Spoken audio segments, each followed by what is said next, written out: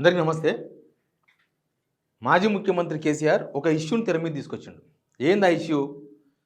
పాలమూరు రంగారెడ్డి నీళ్లు 90 టీఎంసీలకి వెళ్ళి 45 టీఎంసీకి తగ్గిస్తున్నారు. కేంద్ర ప్రభుత్వము ఇక్కడున్న రాష్ట్ర ప్రభుత్వం ఇద్దరు అండర్స్టాండింగ్తోన దాన్ని తక్కువ చేసే ప్రయత్నం చేస్తున్నారు, దాని కెపాసిటీ. దానివల్ల దక్షిణ తెలంగాణకు నీళ్లు రావు అని ఒకటి ఆరోపణ చేసిండు. దాని తర్వాత నిజంగానే కేసీఆర్ తప్పు చేసి ఉంటే ఇప్పుడు రాష్ట్ర ప్రభుత్వం సరి చేయాలి. ఒకవేళ రాష్ట్ర ప్రభుత్వం కేసీఆర్ తప్పు చేస్తే సెంట్రల్ ఉన్న బీజేపీ, ఇక్కడ ఉన్న బీజేపీ ఎంపీలు దాన్ని సెటరేట్ చేయాలి. ఇవన్నీ పక్కన పెట్టి కాంగ్రెస్ బీజేపీ లీడర్లు ఒకటే మాట మాట్లాడుతున్నారు. అప్పుడు కేసీఆర్ 299కి ఎందుకు అగ్రిమెంట్ చేసుకున్నాడు? అదే మరణ శాసనం అయింది. ఇంకా కొత్త కాంగ్రెస్ వాళ్ళు అయితే అసెంబ్లీకి రాడా, కేసీఆర్ అసెంబ్లీకి వస్తే చర్చించాలి, కేసీఆర్ వస్తేనే చర్చించాలి అని అనుకోవడం మూర్ఖత్వం.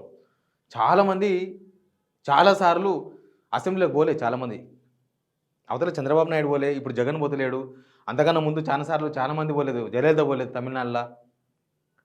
ఇట్లాంటివి చాలా జరిగినాయి చాలాసార్లు. కానీ వీళ్ళు డైవర్షన్ కోసం వాడుతున్నారు ఆ విషయాన్ని. కేసీఆర్ వస్తాడా? కేసీఆర్ ఆల్రెడీ హరీష్ రావుకు, కేటీఆర్కు, జగదీష్ రెడ్డికి, తలసాని శ్రీనివాస్ యాదవ్ నలుగురికి ఈ బాధ్యతలు అప్పగించిండ్రు. అసెంబ్లీలో తడాకా చూసుకోకండి అని. ఆల్రెడీ హరీష్ రావు మీరైతే అసెంబ్లీ పెట్టండి, మీ తడాకా తెలుస్తా అని ఆయన ఆల్రెడీ వార్నింగ్ ఇచ్చేసిండు. అసలు ఏం జరుగుతుంది దీనిలో? ఇది రాష్ట్రం ఇష్యూ. కేసీఆర్ ఈ గవర్నమెంట్లో జరుగుతున్న ఒక తప్పును బయటపెట్టిండు. ఆ తప్పును సరిదిద్దుకునే ప్రయత్నం గవర్నమెంట్ చేయాలి. అవి చేయకుండా ఇవన్నీ ఏంటి రాజకీయాలు? అంటే తెలంగాణకు ఏమైనా జరగని రాజకీయాలే ముఖ్యమా అనేది చాలా ముఖ్యమైన పాయింట్ ఇది. ఈ అంశం మీద మాట్లాడదాం. సబ్స్క్రైబ్ చేయండి. సబ్స్క్రైబ్ చాలా ఇంపార్టెంట్. ఇక నిలబడి వార్తలు చెప్పాలంటే మీరు సబ్స్క్రైబ్ చేసుకుంటేనే మనం నిలబడతాం, లేకపోతే రిపోర్ట్ కొట్టే వాళ్ళ చేతిలో బలైపోతాం. కాబట్టి సబ్స్క్రైబ్ చేయండి, షేర్ కూడా చేయండి. ఈ ఇష్యూ మీకు తెలుసు కదా. ఇష్యూలో ఈ గవర్నమెంట్ ఎక్కడ ఫెయిల్ అవుతుంది అనే విషయాన్ని కేసీఆర్ చెప్పిండు. రైట్, ఇప్పుడు గవర్నమెంట్ ఉంది, ఇక్కడ రేవంత్ రెడ్డి సర్కార్ ఉంది. ఏంది? పాలమూరు రంగారెడ్డికి 45 టీఎంసీల నీటిని పరిమితం చేసేందుకు కేంద్ర ప్రభుత్వం, ఇక్కడున్న రాష్ట్ర ప్రభుత్వం కుమ్మక్కై కుట్ర చేస్తున్నాయి. ఇది భవిష్యత్తులో తెలంగాణ రైతాంగానికి చాలా నష్టం జరుగుతుంది అని కేసీఆర్ ఒక మాట మాట్లాడాడు. దాని ఓలా అది అవును అని ఇక్కడ గవర్నమెంట్ కూడా ఉంటుంది. అవును, 45 టీఎంసీలకి రాష్ట్రం అని ఉత్తమ్ కుమార్ రెడ్డి చెప్తున్నాడు. అంటే తప్పు జరుగుతుందని లెక్క. కేసీఆర్ చెప్పింది నిజం అని అర్థమైపోయింది కదా. దాన్ని సరిదిద్దుకునే ప్రయత్నం చేయాలి. ఎట్లా సరిదిద్దుకోవాలంటే ఢిల్లీ పోవాలి, ధర్నా చేయాలి, లేకపోతే ఇక్కడ బీజేపీ ఎంపీలు ఉన్నారు. పాపం బీజేపీ వాళ్ళు అయితే కూడా కేసీఆర్దే తప్పు అంటున్నారు. బీజేపీ కాంగ్రెస్ సేమ్ వాయిస్ వినిపిస్తున్నాయి. పాలిటిక్స్ చేస్తున్నాయి. ఇక్కడ పాలిటిక్స్ కాదు కావాల్సింది. ఇన్ని రోజులు మన తెలంగాణతోన సమైక్యాంధ్రలా పాలిటిక్స్ చేయడంతోనే మనం ఇట్లా అయిపోయినాం. ఇప్పుడు పాలిటిక్స్ వద్దు, మనకు కావాల్సిన పాలిటిక్స్ కాదు.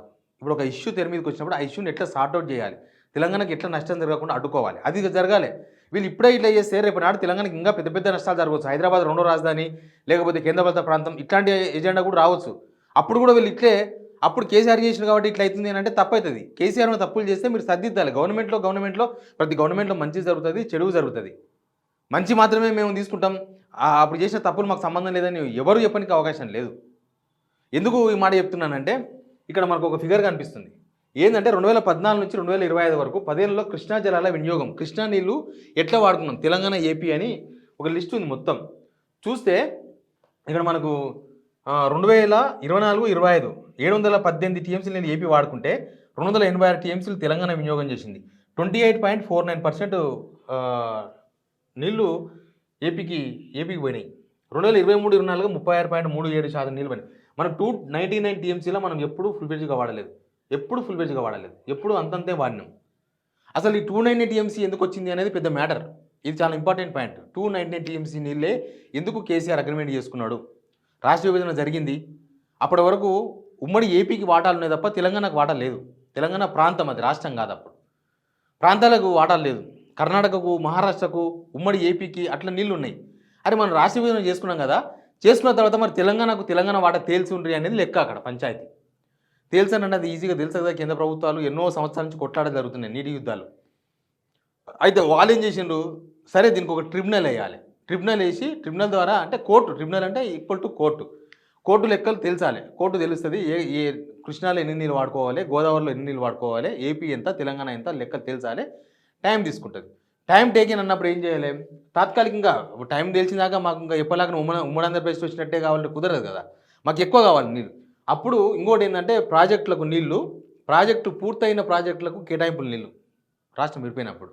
అంటే ఇక్కడ ఏమైందంటే సమైక్యాంధ్రలో మనకు కృష్ణా మీద అన్ని పెండింగ్ ప్రాజెక్టులు, కాంగ్రెస్ గవర్నమెంట్ 15 సంవత్సరాలు 20 సంవత్సరాలు పెండింగ్ ప్రాజెక్టులు మొత్తం దానిలో పేర్లు పెండింగ్ ప్రాజెక్టులు అయిపోయినాయి మొత్తం మా దగ్గర. భీమా ప్రాజెక్ట్ కావచ్చు, ఇవన్నీ కూడా పెండింగ్ ప్రాజెక్టులే ఉండే. ఇంకా పెద్ద ప్రాజెక్టులు లేనే లేవు.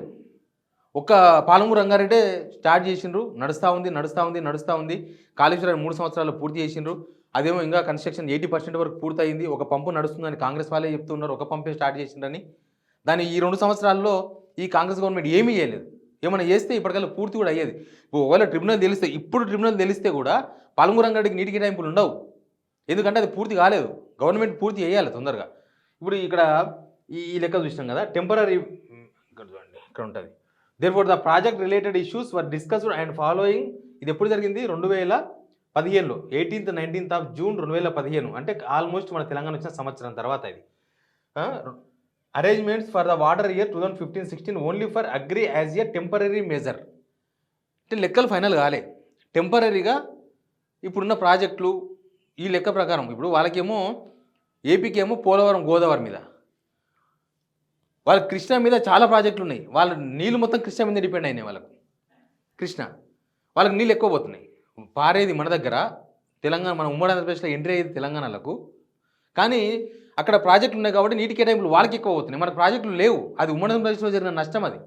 తర్వాత ఏమైంది, దీన్ని సెకండ్ పేపర్ కూడా చూడండి మీరు, ఇక్కడ ఉంటుంది. The entire agreement agreed for the current year would be without any prejudices to the stand of both the states before any forum. ఇది entire arrangement agreed for the current year అంటే 2015-16 సంవత్సరం తాత్కాలికంగా కేటాయింపులు. ఇవి తాత్కాలికంగా కూడా మనం అగ్రిమెంట్ చేసుకోకపోతే మనకు ఆయన నీళ్ళు కూడా రావు, మొత్తం పోతాయి. ఇప్పుడు మన కనీసం 120 టీఎంసీలు 150 టీఎంసీలు 230 టీఎంసీలు వాడుతున్నాం.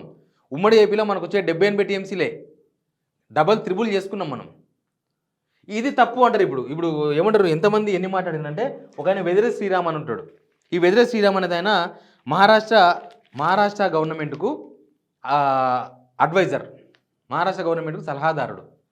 ఆయన వచ్చి ఆయనతోనే ఈడ మన బీజేపీ వాళ్ళకు కాంగ్రెస్ వాళ్ళకు ఏం నాలెడ్జ్ లేదు కదా, ఆయన పిలిపించి ఈడ పవర్ పాయింట్ ప్రజెంటేషన్ పెట్టుకున్నారు బీజేపీ వాళ్ళు. పెట్టుకొని నాడు కేసీఆర్ పట్టుబడితే మరో 300-400 టీఎంసీలు అదనంగా వచ్చేది. ప్రాజెక్టులు లేని ఎడికెళ్ళి ఇస్తారు. ఇది మినిమం నాలెడ్జ్. ప్రాజెక్టులు లేవు కాబట్టే నీళ్ళ కేటాయింపులు లేవు మనకు.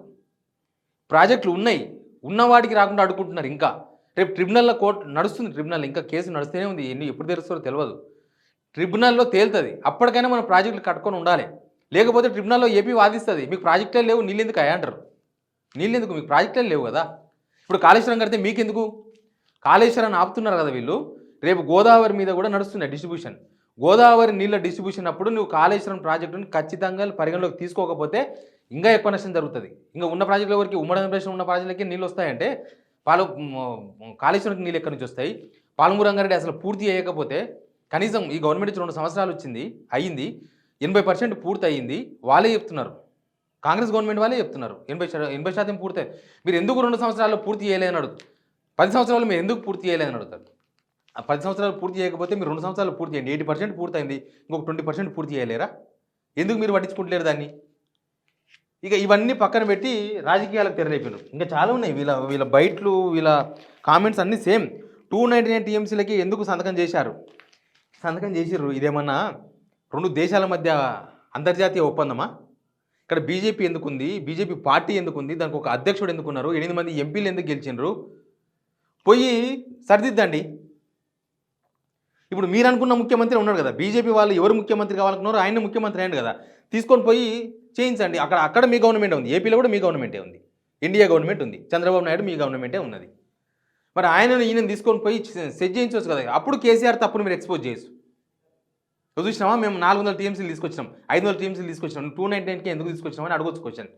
వాళ్ళు సెంట్రల్ గవర్నమెంట్లో అడగరు, వాళ్ళ గవర్నమెంటే. రేవంత్ రెడ్డి సెంట్రల్ గవర్నమెంట్ను అడగడు, ఎవరు ఏమడగరు. ఉత్త కేసీఆర్ రావాలి. కేసీఆర్ వస్తే సమస్య పరిష్కారం అవుతుందా?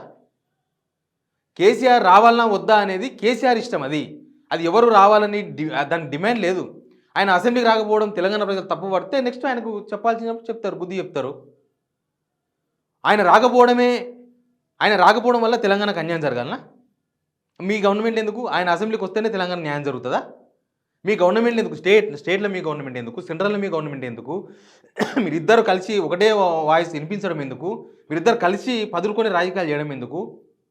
రేపు నాడు ఏ సమస్య వచ్చినా వీళ్ళు ఇంతే కదా. ఇంకా సమస్యని ఇప్పుడు పరిష్కరించాల్సింది ఎవరి చేతుల్లో ఉంది? పాత సర్పంచ్ దిగిపోయిండు ఆ ఊర్లో, కొత్త సర్పంచ్ వచ్చిండు. పాత సర్పంచ్ ఏదో చేసిండు అనుకుందాం. కొత్త సర్పంచ్ సెట్ చేసి పాత సర్పంచ్ ఈ తప్పు చేసిండని చెప్పాలి. నీవు చెయ్యకుండా కొత్త సర్పంచ్ కూడా ఇంకా పాత సర్పంచ్ నేర్చుకుంటుంటాడా? పాత సర్పంచ్ మీదే, స్టేట్ గవర్నమెంట్ మీదే, సెంట్రల్ గవర్నమెంట్ మీదే, మరి ఏం చేస్తున్నారు? తెలంగాణ ప్రజలు ఇది అర్థం చేసుకోవాల్సిన అవసరం ఉంది. ఒక తప్పు కేసీఆర్ బయటపెట్టినప్పుడు ఆ తప్పును సరిదిద్దుకోవాలి గవర్నమెంట్. ఈ రెండు ఇక్కడున్న స్టేట్ గవర్నమెంట్, పాత గవర్నమెంట్ తప్పు చేస్తే సెంట్రల్ గవర్నమెంట్ సరిదిద్దాలి. లేకపోతే వీళ్ళకి 8 మంది ఎంపీలు ఎందుకు? కొత్త ఊడ్సని రోడ్లు ఊడ్సనికినా? తెలంగాణ ప్రజలు ఇది గమనించాల్సిన అవసరం ఉంది. వీళ్ళు వేస్తున్న రాజకీయాలు కేసీఆర్ రాకకు తెలంగాణకు జరిగే న్యాయానికి, అన్యాయానికి ఏం సంబంధం లేదు. వీళ్ళు ఎంతసేపు చేస్తారు? అంతర్జాతీయ ఒప్పందాలే తారుమారైతున్నాయి, మారుస్తున్నారు ఒక పూటల. 2 దేశాల మధ్య అగ్రిమెంట్సే 2-3 చర్చల తర్వాత మారుతున్నాయి. అట్లాంటిది ఈ ఒప్పందం ఒకవేళ నిజంగానే మనకు 400 టీఎంసీకి వచ్చే ప్రాజెక్టు మా దగ్గర ఉన్నాయి, రూల్స్ ప్రకారం తెలంగాణకు 400 టీఎంసీ ఇవ్వచ్చు అనుకుంటే ఎందుకు ఇవ్వకూడదు? ఇది పాయింట్. Please subscribe.